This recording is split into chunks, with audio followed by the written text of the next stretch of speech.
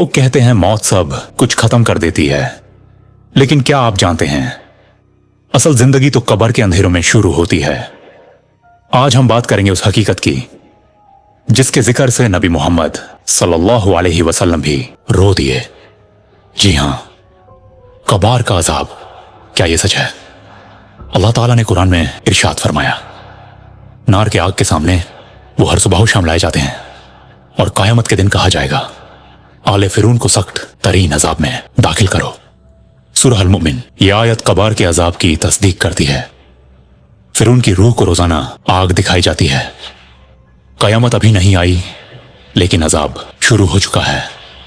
रसूलुल्लाह सल्लल्लाहु अलैहि वसल्लम ने फरमाया, कब्र या तो जन्नत के बगों में से एक बग है या दोज़ख के गड्ढों में से एक गधा। तिरमिज़ी। एक मर्तबा नबी सल्लल्लाहु अलैहि वसल्लम ने तो कब्रों के पास से गुजरते हुए फरमाया, इन दोनों को अजाब हो रहा है, लेकिन किसी बड़ी चीज पर नहीं। एक पेशाब से बचता नहीं था और दूसरा चुगलखोर था। फिर नबी सल्लल्लाहु अलैहि वसल्लम ने एक हरा टहनी लिया, उसे दो हिस्सों में तोड़ कर कब्र पर रखा और फरमाया, शायद उस वक्त तक इनका अजाब हल्की हो जाए जब तक ये तर रहे हैं। सोचिए, पेशाब की पाकी और ज़बां की फितना से भी अजाब हो सकता है। आज हम कब्र की तैयारी से गफिल हैं, न तहारत का ख्याल, न ज़बां का हिफाजत, न वक्त पर नमाज, न गुनाह से तौबा। कब्र एक ऐसी मंजिल है जहां कोई अपना नहीं होता, सिर्फ अमल साथ चलता है, या तो रोशनी बनकर या अजाब का सबब बनकर।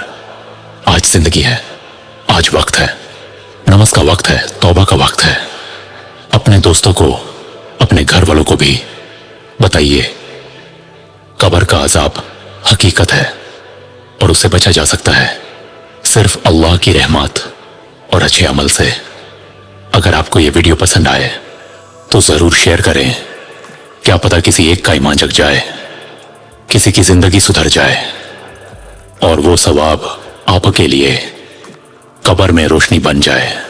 इस्लामिक चैनल उर्दू 2021 आपकी रूहानी रहनुमा। अल्लाह हाफिज। फिर मिलेंगे अगली वीडियो में।